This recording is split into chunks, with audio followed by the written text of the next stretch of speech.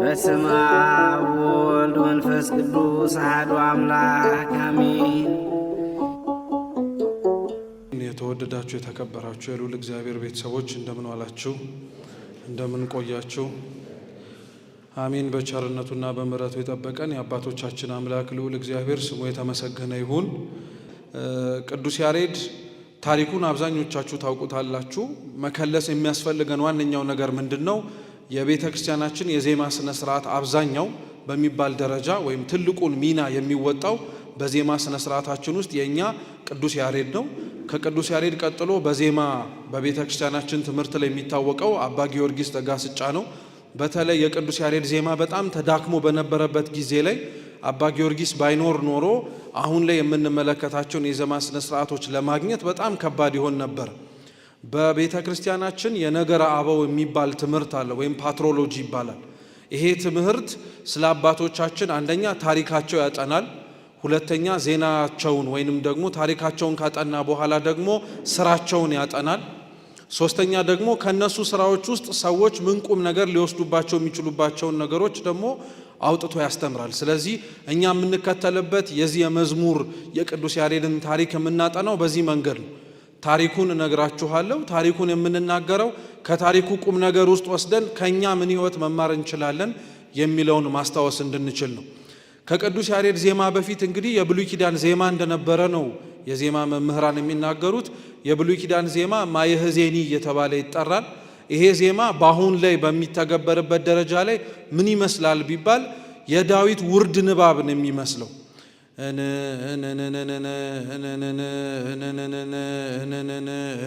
መሰል አይነት ዜማ ነበረ ከቅዱስ ያሬድ ዜማ በፊት የነበረው ዜማ። መጠሪያውም ማየህዜኒ እየተባለ ይጠራል። እስቲ ማየህዜኒ በሉ።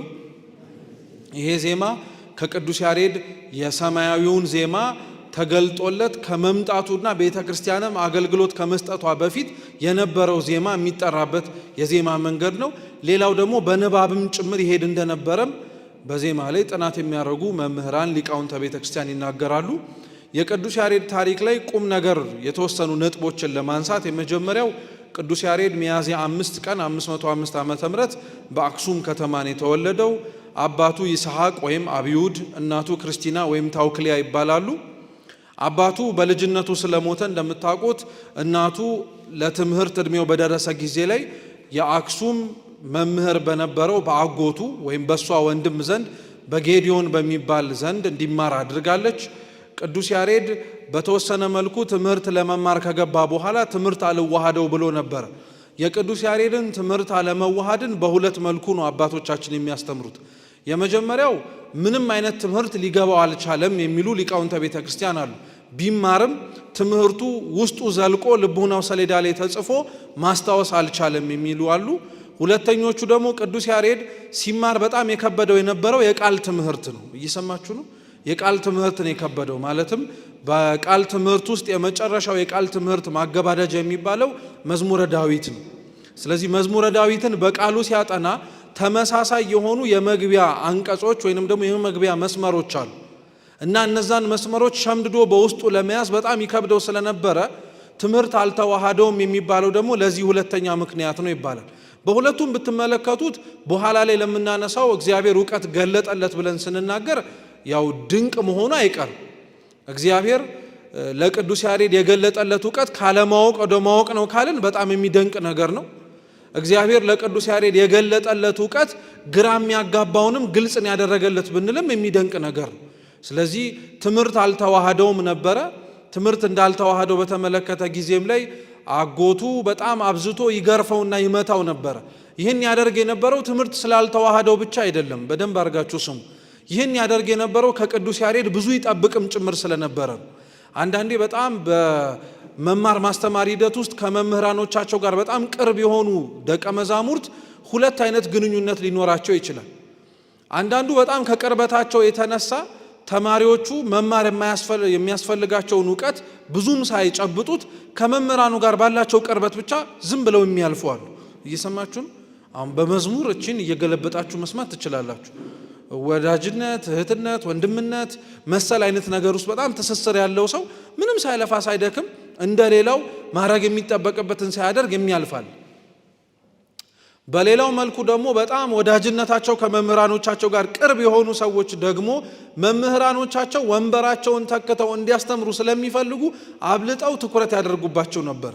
እንዲያውም በታሪክ ሰምታችሁ የምታውቁ ከሆነ ቅዱስ ዮሐንስ አፈወርቅ በረከቱ ለሁላችን ትድረሰንና ይማር የነበረበት ትምህርት ቤት የክርስትና እምነቱን ከመማሩ ጎን ለጎን አብሮ የፍልስፍና ትምህርት ቤት ይማር ነበር እና የፍልስፍናው ትምህርት ላይ ቅዱስ ዮሐንስ አፈወርቅ በጣም ከነበረው ጥሩ የሆነ ተቀባይነት ማለትም ትምህርቱ በጣም ስለሚረዳው የሆነ ጊዜ ላይ ቅዱስ ዮሐንስ አፈወርቅ ምናኔን ፈልጎ ወደ ክርስትና እምነትና ሕይወት በጣም በጥልቀት ገብቶ ሲሄድ ፍልስፍና ያስተምረው የነበረው መምህር ምን ብሎ እንደተናገረ ታውቃላችሁ?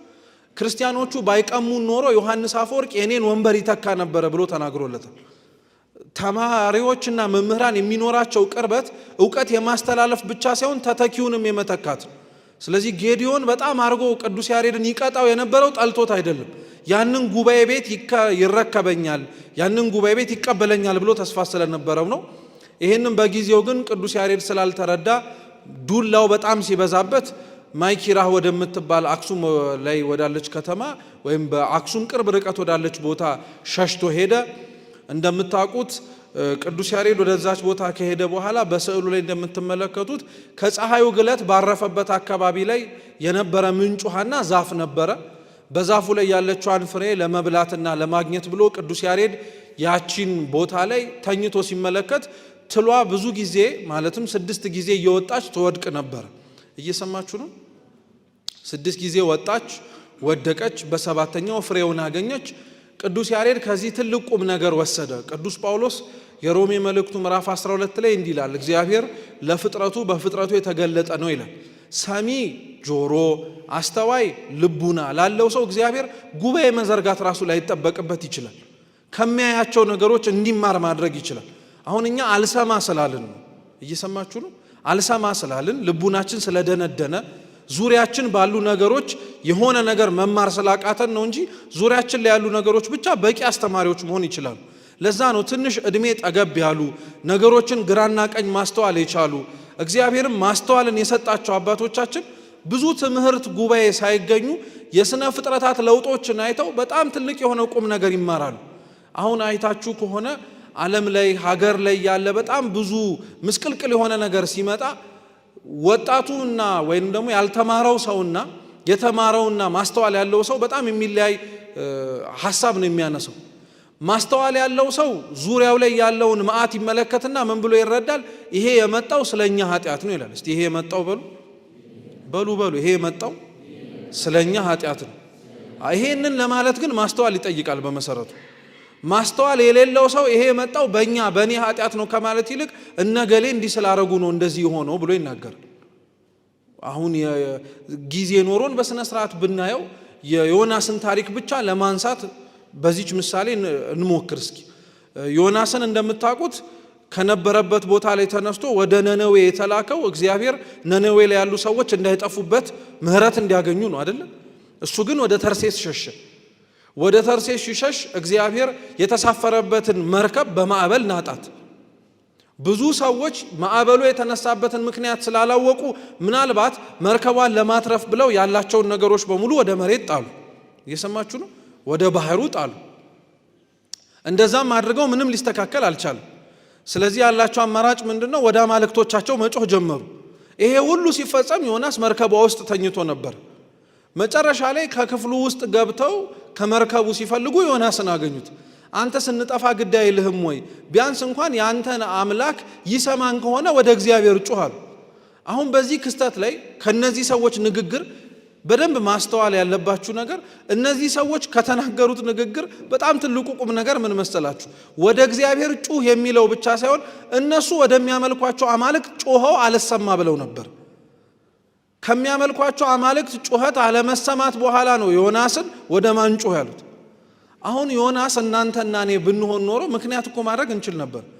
እኔ ለምን ወደ እግዚአብሔር እጮሃለሁ? እናንተ ስለምታመልኳቸው ጣዖታት እግዚአብሔር ሊያጠፋችሁ ፈልጎ ማዕበሉን አስነስቶ ነው ወይ ማለት አይችል? ይችላል? አይችልም? ሌሎቹ እኮ ጣዖትን የሚያመልኩት። ዮናስ ግን ስራው የራሱ እንደሆነ ጥፋቱ ከራሱ ምክንያት የመጣ እንደሆነ ስላወቀ እኔን ወደ ባህሩ ብትጥሉኝ ትተርፋላችሁ፣ ትድናላችሁ አለ። ግልጽ ከሆነ የሚያነሳንበት ዋነኛው ምክንያት ምንድነው? ፍጥረታት አስተማሪዎች እንደሆኑ እንድታውቁት ነው።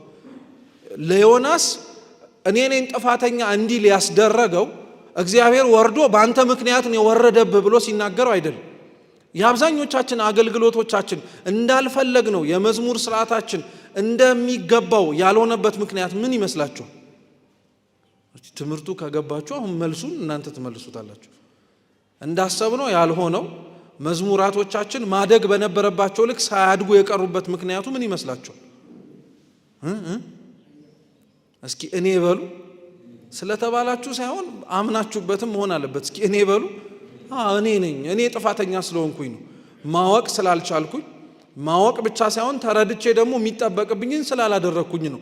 አሁን ላይ የቤተ ክርስቲያናችን የመዝሙር ስርዓት በተለይ በሰንበት ትምህርት ቤቶች ላይ የሁሉ አይነት ነገር የመጣበት የሚባለው። ስለዚህ ቅዱስ ያሬድ ግን ከተኛበት ስፍራ ያቺ ትል ያረገችውን ነገር ተመለከተና እቺ ግዑዝ እቺ እንዲሁ ስነ ፍጥረት የሆነች ትል የሆነች አንዲት ፍሬ ለማግኘት ይህንን ሁሉ ውጣ ወረድ ማለፍ ከቻለች እኔም ተመልሼ ዱላውን ችዬ ንቀቱን ችዬ መማር ብችል ለውጥ ላመጣ እችላለሁ ብሎ አመነ። እውቀት ይገለጥልኛል ራሱ ብሎ ካልሄደ ለውጥ ላመጣ እችላለሁ ብሎ ነው ሄደው።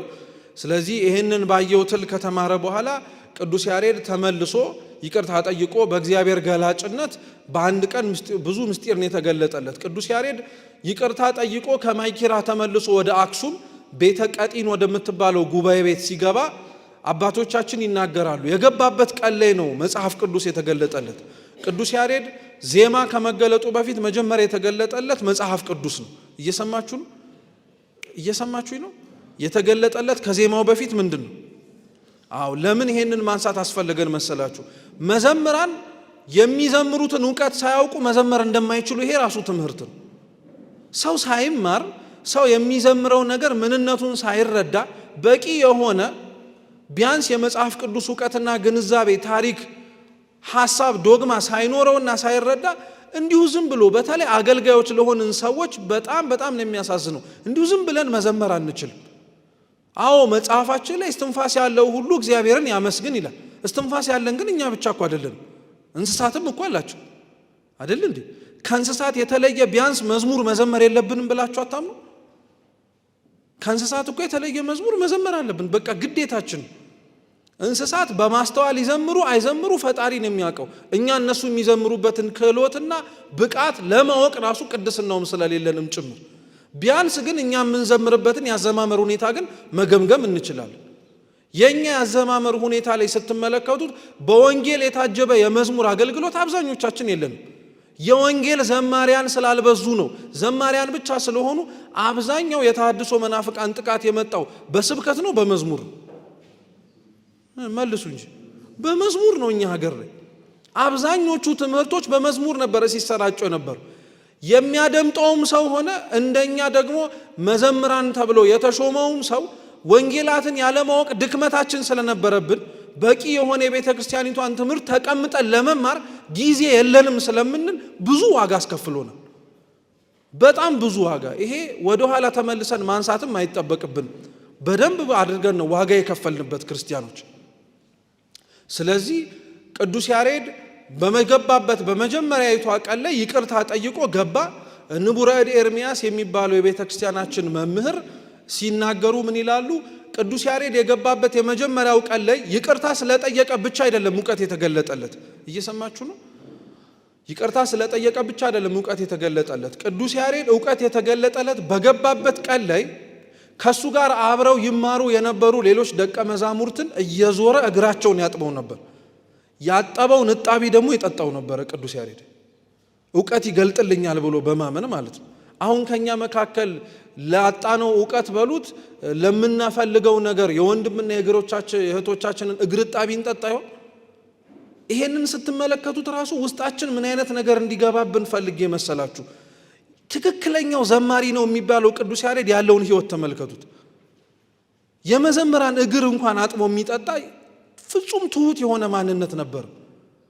እኛ እኮ አብረውን ለሚዘምሩን ሰዎች እንኳን እኮ ትሕትና እናሳይም እኮ። ንቀታችን የሚታወቅ ነው። እንዴት ነው? በጣም እኮ ነው የሚያሳዝነው። ሰው ቅርበቱን በንቀት ያሳያል እንዴ? አይገርባችሁም? እኛ ስንቀራረብ ከአክብሮት ይልቅ ንቀታችን እየጨመረ ይመጣል። ምን አውቀው የለ እንዴ ታውቀው የለ እንዴ ምን እርስ በርስ ቶ ብቻ ምናምን እንባባላለን። በመቀራረባችን ውስጥ ያለ አክብሮት አይታይብንም። ቅዱስ ያሬድ ለወንድሞቹ ያሳየው የይቅርታ መንፈስና ለመምህሩ ከአፍ ባለፈ በድርጊትም የተገለጠ ነበር። ስለዚህ አሁን በጣም ነው የምናሳዝነው። ይቅርታ ጠይቁ፣ ይቅርታ መጠየቅ አለባችሁ ሲባል በጣም ዳገት ነው የሚሆንብን። በቃ እንዴት አይነት የትዕቢት ልብ እንዳለን እንድታውቁት እኮ በጣም ትዕቢተኛ ስለሆነን እኮ ነው። ደግሞ በዚሁ ትዕቢተኛ ልባችን ላይ ደግሞ ሆነን እግዚአብሔርን እናመልከዋለን እንላለን። ፍጹም የይቅርታ አምላክ የሆነውን ማለት ነው። እሱ ወርዶ የኛ እግር ለማጠብ ካላፈረ ቅዱስ ያሬድ ወርዶ የወንድሞቹን እግር አጥቦ ወጣቢውን ካልጠጣ በቃ ከዚህ በላይ ምን ትሕትና አለው? እንዲያውም ቅዱስ ያሬድ አንድ ደረጃ ከፍ አላረገው። መምህሩን ያየው እግር ሲያጥብ ነው። እሱ ደግሞ ያጠበውን እጣቢ ጠጣው። ደግሞ እኛ ምን እናደርግ ይሆን? ፈጣሪ ይወቀው። ግን ከዚህ ነው መቀጠል ያለባቸው ዘማሪያን። አባቶቻቸው የተውላቸውን አይደል እንዲቀጥሉ የሚፈልገው። ዕብራውያን 13:7 ላይ ቅዱስ ጳውሎስ እኮ ይህንን ያለው የእግዚአብሔርን ቃል የነገሯችሁን ዋኖቻችሁን ምን አርጉ አስቡ ካለ በኋላ ምንድን ያላቸው? የእምነታቸውንም ፍሬ እያያችሁ ምሰሏቸው እኮ ነው ያለው። እንዴት መምሰል ያቀተናል? ቢያንስ እንኳን ተውትሽ እግር ጣቢ መጠጣት እንኳን ከበደን እንበል። ሰው እንዴት የወንድሞቹን እግር ማጠብ ይከብደዋል? ይሄ በመሰረቱ ውስጥ ያላችሁ ሰዎች በደንብ አርጋችሁ ማስታወሻ ያዙ። ነገ አገልግሎቶቻችንን ቅርጽ ማስተካከል ያለብን በዚህ ነው። ምን አለበት አሁን ያላገለገልን በጊዜው ለመዘመር ያልታደልን ወንድሞች እህቶች ያገለገሉትን ሲመጡ እግራቸውን ብናጥበው ምን ይጎልብናል? ምንም እኮ አይጎልብንም። ምንም ማለት ነው። ደግሞ እንደዚህ ሲባል ሁሉም ነው ዘማሪ የሚሆነው። ምን አለበሉ እግር ላለማጠብ ማለት ነው።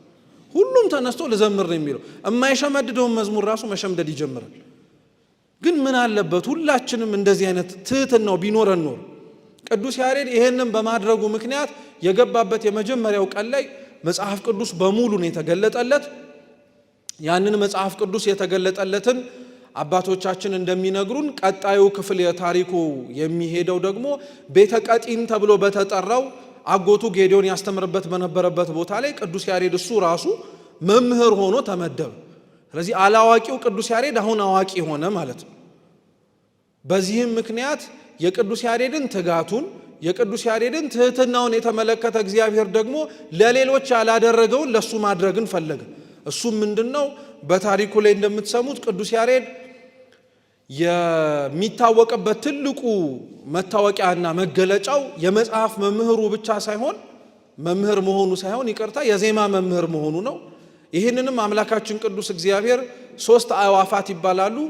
ሊቃውንተ ቤተ ክርስቲያን ግን በአዕዋፋት መልክ ቅዱሳን መላእክትን የተገለጡለት ይላሉ። ወደ እርሱ መጥተው አስተማሩት። ወደ ሰማያዊት ኢየሩሳሌምም ተነጥቆ ሰማይ ላይ ያለውን ምስጋና ሰማ። ቅዱስ ያሬድ የተነጠቀበት ሰዓት ላይ ይህን ስዕል አድህኖ ከጀርባ የምትመለከቱት ሁሌም አለ። ይህንን ምስጋና በሚያመሰግንበት ጊዜ ላይ አዕዋፉ ከመጡ በኋላ ሰላምታን የሰጡት። ያሬድ ሆይ አንተን የተሸከመች ማህፀን የተባረከች ናት። መምጣታችን እንዲሁ ለእንግዳ ነገር አይደለም። እግዚአብሔር ልኮን ሰማያዊ የሆነውን ምስጋና ልንገልጽልህ ነው አሉት። ቅዱስ ያሬድ ከዚህ በፊት ከሱ በፊትም ተሰምቶ የማይታወቅ ነገር ነውና እነሱ ከእግዚአብሔር ተልከው እንዳወቁ ካወቀ በኋላ አሻል። አንዳንዶች ቅዱስ ያሬድ ሙሉ በሙሉ በሰውነቱ ተነስቶ ነው ወደ ኢየሩሳሌም የሄደው ይላሉ። እየሰማችሁ ነው? ወደ ሰማያት የሄደው በሙሉ በሰውነቱ ነው ይላሉ። ሌሎች ሊቃውንተ ቤተ ክርስቲያን ግን በመንፈስ ነው የተነጠቀው ይላሉ። ስጋው እዚህ ሆኖ ሙሉ ህሊናውና ማንነቱ ግን ሰማይ ላይ ሆኗል። ለስንት ቀን? ለአንድ ቀን። ህዳር 5 ጠዋት 3 ሰዓት የሄደ ህዳር 6 ጠዋት 3 ሰዓት ነው የተመለሰው ቅዱስ ያሬድ። አንድ ቀን ላይ ነው ሙሉ ቀን ሰማይ ላይ የቆየው። ሰማይ ላይም ሲገባ በአንዴው አልተገለጠለትም ሙቀት። ሱራፌል ኪሩቤል ሲያመሰግኑ እየሰማ ይደነቅ ነበረ። ማን ነው እንደዚህ የሚለው? ማን ነው ይሄንን የሚያደርገው? ምንድነው የሚባባሉት እርስ በርስ ሲሉ ነበር። የወሰዱት ቅዱሳን መላእክት ግን ማስተዋሉን፣ ጥበቡን፣ ዕውቀቱን እንዲገልጥለት እግዚአብሔርን እንዲለምን ካደረጉት በኋላ ሰማይ ላይ በቅዱሳን መላእክት የሚመሰገነውን ምስጋና በሙሉ ቅዱስ ያሬድ በአንድ ቀን በህሊናው ሰሌዳ እንዲቀርለት አደረገ። እግዚአብሔር ስሙ የተመሰገነ ይሁን። እውነት እግዚአብሔር አያችሁ፣ ትሁት ለሆነ ሰው ሳይማር እንደተማረ ማድረግ ይችላል። ሳያውቅ አዋቂ ማድረግ ይችላል። አሁን ብዙ ያላወቅናቸው ዕውቀቶች የጭንቅላት ችግር ኖሮብን ብቻ እንዳይመስላችሁ። የመማር ማስተማር ሂደቱ ላይ በአግባቡ ባለመገኘታችን ብቻ እንዳይመስላችሁ። መንፈሳዊ ዕውቀት ትህትና ይፈልጋል። በቃ ሌላ በምንም ተአምር ሊገለጥ አይችልም። ብዙ እንደዚህ አይነት በሀገራችንም ያሉ ታሪኮች አሉ። ብዙ ስማቸውን መጥቀስ የማያስፈልገን አሁን ላይ በጣም የምናውቃቸው ሊቃውንተ ቤተ ክርስቲያን ትላንትና የነበሩ በትህትናቸው ብቻ ፍጹም ዝቅ ብለው በማገልገላቸው ብቻ እግዚአብሔር ዕውቀት የገለጠላቸዋል። በተለያዩ የሀገራችን ክፍል ላይ ይነገራል እኮ አባቶቻችን ያስተምራሉ። የሆነ ሰሞን ላይ ገበሬ ነበሩ ይባላል። እየሰማችሁ የሆነ ሰሞን ላይ ገዳም ገብተው ዕውቀት ተገለጠላቸው ይባላል። የሆነ ሰሞን ላይ የአህያ ወይንም ደግሞ የከብት ነጂ ነበሩ። የሆነ ሰሞን ላይ ቤተክርስቲያን ገብተው ዕቃ ቤት ጠባቂ ሆነው በዕቃ ቤት ውስጥ በሚጠብቁበት ጊዜ ላይ ትላልቅ የአቡሻህር መምህራን ሆነው ይወጡም አሉ። አይገርማችሁ? እግዚአብሔር ለማስተማር መጽሐፍ ማስገለጥ ራሱ ላይ ይጠበቅበት ይችላል። ምቹ ከሆን በደንብ አድርገን የተስተካከለ ህይወት ካለን እንዲሁ ቁጭ ባልንበት ማወቅ ያለብንን ነገር ለሁሉ ማሳወቅ ይችላል። ሊያውም ይሄ የሚሻል ይመስለኛል። እንደኔ ራሱ ድካም የለበትም። አይገርማችሁ? ሰነፍ የሆነ ሰው ገጽ ገልጦ ይማራል አይደል? ሰነፍ የሆነ ሰው ስላችሁ ያው መንፈሳዊ እዚህ ደረጃ ላይ ያልደረሰ ሰው ገጽ እየገለጠ እየሸመደደ በትጋት ወደ ማወቅ ደረጃ ይደርሳል። ፍጹም ትሁት የሆነ ሰው ግን እግዚአብሔር ምንም ነገር ሳይደክም ትህትናውን አይቶለት ለሰው መታዘዙንና ቅንነቱን ተመልክቶለት ዕውቀትን ይገልጥለታል። ይህን ለሁላችን ያድርግልን። ህዳር 5 ሄደ፣ ህዳር 6 ጠዋት 3 ሰዓት ላይ ተመለሰ። አክሱም ተመልሶ ሙራደ ቃል በምትባል ቦታ ላይ ለመጀመሪያ ጊዜ ቅዱስ ያሬድ ምስጋናን ማመስገን ጀመረ። ያመሰገነበት ጊዜ ላይ ህዳር 6 ማለት ነው። ብዙ በዜማው ያልተደሰቱ ካህናትና ሊቃውንተ ቤተ ክርስቲያን ነበሩ። ምክንያቱም ያው የቅዱስ ያሬድ ዜማ አዲስ ነው አንደኛ፣ ሁለተኛ ራሱ ቅዱስ ያሬድ ትላንትና የነበረው ማንነት ይታወቃል። ስለዚህ ዜማውን ሲያዜም የዜማው ውበት መጀመሪያ ላይ አልታያቸውም። የቅዱስ ያሬድ ማንነት ነው መጀመሪያ የታያቸው። ስለዚህ ብዙ ካህናት በጣም አድርገው ተጋፍተውት ነበር። ይሄ ዜማ ወደ ቤተ ክርስቲያን እንዳይገባ በጣም ታግለው ነበር። ቅዱስ ያሬድ የመጀመሪያ ሙራደ ቃል ላይ ያዜማት ዜማ እቺ እንደምታነቧት ናት ያለችው። ግዕዙን ብናልፈው በአማርኛው ትርጉሙ ላይ ለአብ ምስጋና ይገባል፣ ለወልድም ምስጋና ይገባል፣ ለመንፈስ ቅዱስም ምስጋና ይገባል። ከጽዮን በፊት የነበረ አምላክ ሰማይን ፈጠረ፣ ዳግመኛም የድንኳኑን ሥራ እንዴት እንደሚሰራ ለሙሴ አሳየው የሚለውን ለመጀመሪያ ጊዜ በአክሱም ጽዮን አውደ ምሕረት ላይ አሰማ። ይሄንን ምስጋና ብቻ ብትመለከቱት አርያም የሚባለውን መጀመሪያ ማለት ነው ሙሉ በሙሉ መጽሐፍ ቅዱስ ነው። የቅዱስ ያሬድ ቅዱሳት መጽሐፍት እንደተገለጠለት ራሱ ማሳያው ይሄ ምስጋና ነው። መጀመሪያ ለአብ ምስጋና ይገባል፣ ለወልድ ምስጋና ይገባል፣ ለመንፈስ ቅዱስ ምስጋና ይገባል አለ። ከዛ በኋላ ከጽዮን በፊት የነበረ አምላክ ሰማይን ፈጠረ አለ። ጽዮን የምትባለው አንድም እመቤታችን ብቻ ሳይሆን ተራሮችም ጭምር ናቸው፣ ወይም በኢየሩሳሌም ላይ ያለ ተራራ ነው። ስለዚህ ከጽዮን በፊት ሰማይን ፈጠረ ማለት ከምድር አስቀድሞ ሰማይን ዘረጋ ለማለት ነው። ሰማይና ምድርንም ፈጠረ ለማለት ነው። ዳግመኛም የድንኳኑን ሥራ እንዴት እንደሚሰራ ለሙሴ አሳየው አለ። ደብተራ ኦሪትን መስራት የጀመረው በሙሴ እንደሆነ ሲያስተምር ነው። ስለዚህ የቅዱስ ያሬድ ዜማ እንዲህ አይነቱ መንፈሳዊ ነገር የተመለከተበት ነበረ።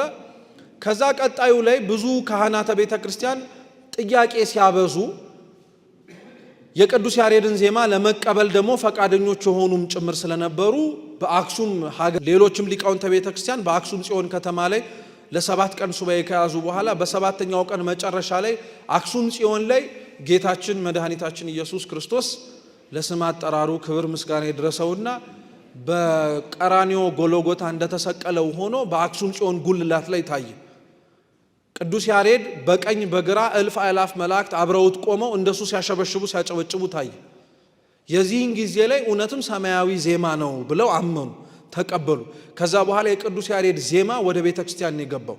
እስቲ ታኅሳስ 11 በሉ በሉ በሉ ድገሙት ድገሙት። የቅዱስ ያሬድ ዜማ ለቤተ ክርስቲያን አገልግሎት መጀመሪያ የገባበት ቀን። ይሄ ቀን መዘከር አለበት ማለት ነው። ይሄ ቀን መታወስ አለበት። እንዲሁ እንደ ቀላሉ የሚታለፍ ቀን አይደለም። ህዳር 5 እና ህዳር 6 ቢዘከር ምንም አይልም። ሰማያዊ ዜማ የተገለጠለት ትልቅ ቀን ስለሆነ ስለዚህ ይሄንን ዜማ ከተቀበለ በኋላ ሱባኤ ገብተው ያወቁትን መንፈሳዊውን ዜማ ቅዱስ ያሬድ ጉባኤ ዘርግቶ እንዲያስተምር ተደረገ። ቅዱስ ያሬድ ዜማውን ሲያዜም እንኳን ሰዎች እንስሳትም ጭምር በጣም ይመሰጡበት ነበር። አንድ ቦታም ጭምር አለ ቅዱስ ያሬድ ሲያዜም ከብቶቹ ወይንም ደግሞ በሬዎቹ እያረሱ ነበረ፣ ቀንበር ሞፈር ተጭኖባቸው እና የቅዱስ ያሬድን ዜማ ድምፁን ሲሰሙ ከብቶቹ መታረስ አቆሙ፣ ቀጥ ብለው ቆሙና ቢላቸው ቢሰራቸው ገበሬው አልንቀሳቀሳሉ። ቅዱስ ያሬድን ከዛ በኋላ በያዘው ጅራፍ ገረፈው። አንተ ሰነፍ ተማሪ፣ አንተ ስራ ፈት ሆነህ ስትጮህ የኔን በሬዎችንም ጭምር እንዳያርሱ ስራ አስፈታሃቸው ብሎ ያቺ ደሙ የነጠበችበት በጅራፍ ተገርፎ የቅዱስ ያሬድ ደም የነጠበችበት ቦታ ላይ አሁንም ትልልቅ ነገሮች ይደረጉበታል። ታሪኩን ግን ያነሳ ነው ቅዱስ ያሬድ እንኳን ሰው ምኖችም እንደሚያፈዝ ዜማውን እንድታቁት ነው። እንስሳትንም ጭምር የመመሰጥ ኃይል ያለው ነው። ጉባኤ ዘርግቶ ሲያስተምር የመጀመሪያዎቹ ደቀ መዛሙርት የነበሩት የምታነቧቸው ናቸው። ሐዊራን፣ መንክራን፣ እስክንድራንና በስድራን ይባላሉ። እነዚህ የቅዱስ ያሬድ የመጀመሪያዎቹ ደቀ መዛሙርት ናቸው። እነዚህን ማወቅ ለምን አስፈለገ ልትሉ ትችላላችሁ። ቅዱስ ያሬድ በነበረበት ዘመን ላይ ያስተምሮ ተክሎ ወይንም ደግሞ ጉባኤ ዘርግቶ ያስተምር የነበረው 5 መጽሐፍት ነው። ስንት መጽሐፍት ይጠቅማችኋል? መልሱ። ስንት መጽሐፍ? 5 መጽሐፍትን ቅዱስ ያሬድ ደርሷል ወይንም ደግሞ ጽፏል። እኚህን በጉባኤ ለነዚህ ደቀ መዛሙርት አስተምሯል። የመጀመሪያው ድጓ ይባላል። ድጓ ማለት ረቂቅ ማለት ነው። ድጓ ማለት ረቂቅ የተባለበት ረቂቅ የሆነ ምስጢር ስላለው ነው። ሁለተኛው በ3 አምድ ተከፍሎ በጣም ጽሑፉ ድቅቅ ያለ ስለሆነ ነው ረቂቅ ነው የሚባለው ይባላል። ሁለተኛው ጾመ ድጓ ነው። እስቲ ጾመ ድጓ በሉ። ጾመ ድጓ በጾም ወቅት ላይ የሚቆም ለእግዚአብሔር ለቅዱሳኑ የሚቀርብ ምስጋና ነው። ሶስተኛው ምዕራፍ ይባላል። እስቲ ምዕራፍ በሉ። ምዕራፍ ይባላል። አራተኛው ዝማሬ ይባላል። እስቲ ዝማሬ በሉ። አምስተኛው መዋስት ይባላል። እስቲ መዋስት በሉ። መዋስት ይባላል። ከነዚህ ከ5ቱ መጨረሻ ላይ እንደተደረሰ የሚነገረው ምዕራፍ የሚባለው ነው። ከነዚህ ከ5ቱ አብዛኞቹ አክሱም ላይ የተደረሱ ሲሆኑ ዝማሬ መዋስት ግን ከአክሱም ውጪ ዙር አባ በምትባል በተለምዶ ዙራም በአቡነ አረጋዊ በምትባል ቦታ ላይ ነው የተደረሰው። ዝማሬ መዋስት ከአቡነ አረጋዊ ጋር ሆነው ይህንን ገዳም ሲመሰርቱ ነው። ገዳሙን መስርተው ቤተክርስቲያኑን ሰርቶ ከጨረሰ በኋላ አቡነ አረጋዊ ቅዱስ ያሬድ በነበረበት ዘመን ላይ ነበሩ። ጻድቁ በረከታቸው ለሁላችን ትድረሰን። እሳቸው ቤተክርስቲያኑን ሰርተው ሲጨርሱ ቅዱስ ያሬድ ደስ አለውና ቤተ መቅደሷን እየዞራት ነው ዝማሬ መዋስትን የደረሰው። ይሄ ዝማሬ መዋስት ራሳቸውን ችለው ትምህርት ቢኖሩም እንደው ጥቂት ግንዛቤ እንዲኖረን ዝማሬ መዋስት የሚባለው በቤተ ክርስቲያን አገልግሎት ውስጥ ለቅዱስ ሥጋው ለክቡር ደሙ ማክበሪያ ወይንም ደግሞ ማክበሪያ ስንቀበል እኛ ሊቃውንተ ቤተ ክርስቲያን በቀኝ ወይ በግራ ወይ በቀኝ ማህሌቱ ላይ ቆመው የሚያቀርቡት ምስጋና አለ አይደል? እሱ ዝማሬ መዋስት ይባላል። ቅኔውም አለ፣ ጣኖ መገሩም እየተደረሰ ነው የሚደረገው። ሌሎቹም ደግሞ እንደዚሁ አገልግሎት ላይ ይውላሉ። ስለዚህ እነዚህ 5 ደቀ መዛሙርት ይህን የተማሩት። ይህን ያነሳውላችሁ ሁለተኛ ደግሞ ምክንያት ምን መሰላችሁ? በአብነት ትምህርት ላይ ሐረገ ትውልድ ይቆጠራል። ማን ማንን እንዳስተማረው ማለት ነው። የድጓውን የጾመ ድጓውን የምዕራፉን የዝማሬ መዋስቱም የሁሉም መምህራነ ቤተ ክርስቲያን ከማን ይዘውት እንደመጡ ይታወቃል። አሁን ላይ የዝማሬ መዋስት የምስክር መምህር የሆኑት ክቡር መምህራችን የኔታ ፈንታ በዙር አምባ ላይ ጉባኤ ዘርግተው ሲያስተምሩ ማለት ነው ለቅዱስ ያሬድ 47ኛ ወይ 46ኛ ትውልድ ናቸው። እየሰማችሁ ነው። ከሳቸው ወደ ኋላ ብትቆጥሩ የምታገኙት እነዚህ ነው። ወይ ሐዊራንን ነው ወይ መንክራንን ነው ወይ እስክንድራንን ነው ወይ ደግሞ በስድራንን ነው። ከዛ እነሱን ካገኛችሁ ቅዱስ ያሬድን ማግኘት ነው። አሁን እኛ የምንዘምረው መዝሙር ወደ ኋላ ቢጠና ማን የሚገኝበት ይመስላችሁ? መቼም ቅዱስ ያሬድ ለማለት ራሱ እኮ ከባድ ነው። ስርዓቱን ያልጠበቀ መዝሙርም ስለምንዘምርኛ ማለት ነው። ስለዚህ በዚህ አይነት መልኩ ጉባኤ ዘርግቶ ደቀ መዛሙርትን አፈራ። መጨረሻም ላይ በጣም ቅዱስ ያሬድ ለረጅም ዓመት ጉባኤ ተክሎ ካስተማረ በኋላ ፈቃዱ የነበረው ጉባኤ እያስተማረ መኖር ሳይሆን መንኖ መኖር ነበረ። አንዳንድ አባቶቻችን ቅዱስ ያሬድ አግብቶ ነበረ የሚል ታሪኮች አሉ። ቢያገባም ምንም ነውር የለበትም። በመሰረቱ ትዳር ቅዱስ ነው አይደለም? ነው አይደለም? አዎ። ብዙ ሊቃውንተ ቤተ ክርስቲያን ግን የሚስማሙበት ቅዱስ ያሬድ ድንግል እንደሆነ እንዳላገባም ጭምር ነው። ሳያገባ ጉባኤ ዘርግቶ እያስተማረ ለብዙ ዘመን ከቆየ በኋላ ሁለተኛ የምታውቁት ስዕለ አድኅኖ ስለ ቅዱስ ያሬድ ደግሞ ይህ የምትመለከቱት ከአፄ ገብረ መስቀል ጋር ያለውን አፄ ገብረ መስቀል ቅዱስ ያሬድን በጣም ይወዱት ስለነበረ ዘወትር እየጠሩት ከሳቸው ፊት ቆሞ ጣዕመ ዝማሬ ያቀርብላቸው ነበር። እሳቸውን በቅዱስ ያሬድ በመቋሚያ ሽብሻቦ በተመስጦ ላይ ሆነው እግሩ ላይ ጦር ሰክተውበት ከተመስጧቸው ሁለቱም ሲነቁ አወቁ። እሱ እንደተወጋ አፄ ገብረ መስቀልም እንደወጉት መጨረሻ ላይ ፈቃዱን እንደሆነ የሚፈልገውን ነገር የሚያደርጉለት እንደሆነ አጼ ገብረ መስቀል ቃል ገቡለት። ቅዱስ ያሬድ መጀመሪያ የጠየቃቸው ቃል ከማስገባቱ በፊት እምቢ እንደማይሉት ነው። እየሰማችሁ ነው። መጀመሪያ እምቢ እንደማይሉኝ ቃል ግቡልኝ አላቸው። አልልህም ካሉት በኋላ ፈቃዴ ይህችን ቦታ ትቶ መመነን ነው፣ ስለዚህ እሺ እንደሚሉኝ ቃል ስለገቡልኝ አሰናብቱኛል። ቅዱስ ያሬድን ደቀ መዛሙርቱ አብረውት የነበሩት ቦታዎች ላይ በሙሉ ያሉት ሰዎች ተከትለውት የተከዜን ወንዝ ተሻግሮ እስኪሄድ ድረስ ያለቅሱ ነበር። ቅዱስ ያሬድም ስንብት አድርጎላቸው ደቀ መዛሙርቱ ጉባኤውን እንዲያስቀጥሉ አድርጓቸው እሱ ተሻግሮ ሰሜን ተራሮች ላይ ባለ አሁን ደብረ ሐዊ ተብሎ በሚጠራ ቦታ ላይ ገብቶ መነነ ማለት ነው። በግንቦት 11 ቀን በ571 ዓመተ ምህረት ቅዱስ ያሬድ ከዚች ዓለም በቆየበት ቆይታ ላይ ተሰውሮ ወይም ሞትን ሳይቀምስ አረፈ ማለት ነው። በረከቱ ለሁላችን ትድረሰ።